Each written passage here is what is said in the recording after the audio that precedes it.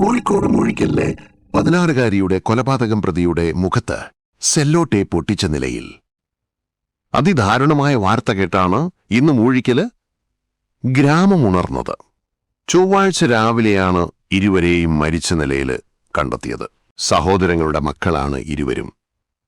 നസ്രീനയെ ശ്വാസം മുട്ടിച്ച് കൊലപ്പെടുത്തിയ ശേഷം അദ്നാന് ജീവനൊടുക്കുകയായിരുന്നു എന്നാണ് പ്രാഥമിക നിഗമനം. ബന്ധുക്കളായ 16-കാരിയെയും 20-കാരനെയും മരിച്ച നിലയിൽ കണ്ടെത്തിയ സംഭവത്തിൽ കൂടുതൽ വിവരങ്ങൾ പുറത്ത്. 20-കാരനായ അദ്നാന് ബന്ധുവായ പെൺകുട്ടിയെ കഴുത്ത് ഞെരിച്ച് ശ്വാസം മുട്ടിച്ച് കൊലപ്പെടുത്തിയതാണെന്നാണ് പോലീസിന്റെ പ്രാഥമിക നിഗമനം. എന്നാൽ അദ്നാന്റെ മരണം ആത്മഹത്യയാണോ കൊലപാതകമാണോ എന്ന് വ്യക്തമായിട്ടില്ല. ഇന്നലെ രാത്രിയിലാണ് ഞെട്ടിക്കുന്ന സംഭവം നടക്കുന്നത്. സ്വഭാവദൂഷ്യം കാരണം നേരത്തെ വീട്ടില് നിന്ന് പുറത്താക്കിയിരുന്ന അദ്നാന് കള്ളത്താക്കോൽ ഉപയോഗിച്ചാണ് അകത്ത് കയറിയത് എന്ന് കരുതുന്നു.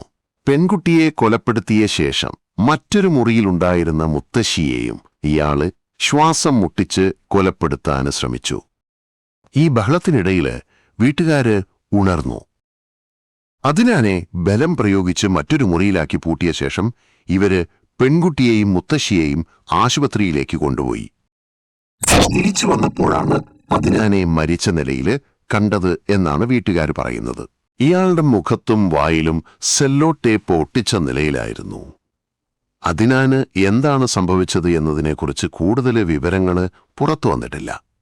അദ്നാനെ വീട്ടിൽ നിന്നും പുറത്താക്കിയതിന്റെ പ്രതികാരമാകാം കൊലപാതകത്തിലേക്ക് നയിച്ചത് എന്നാണ് പ്രാഥമിക നിഗമനം. വീട്ടിൽ നിന്നും അദ്നാന് മോഷ്ടിക്കാൻ ശ്രമിച്ചത് കണ്ടെത്തിയത് ഈ പെൺകുട്ടിയായിരുന്നു എന്നുള്ള വിവരങ്ങളും പുറത്തുവരുന്നുണ്ട്.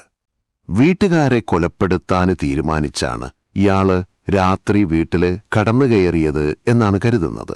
വീട്ടിലെ CCTV നശിപ്പിച്ച പെൺകുട്ടിയുടെ വീടിന്റെ 2ാം നിലയിലാണ് ഇന്ന് പുലർച്ചെയോടെ ഇരുവരെയും മരിച്ച നിലയിൽ കണ്ടെത്തിയത്.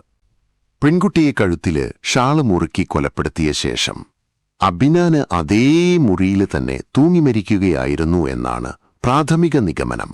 പുലർച്ചെ 5 മണിയോടെയാണ് സംഭവം നടന്നതെന്ന് കരുതപ്പെടുന്നു. രാവിലെ വീട്ടുകാരാണ് ഇരുവരെയും മരിച്ച നിലയിൽ കണ്ടത്. ഉടനെ തന്നെ പോലീസില് വിവരമറിയിക്കുകയായിരുന്നു. വിവരമറിഞ്ഞ ഉടനെ തന്നെ ചേവായൂര് പോലീസ് സ്ഥലത്തെത്തി ഇൻക്വസ്റ്റ് നടപടികൾ ആരംഭിച്ചു.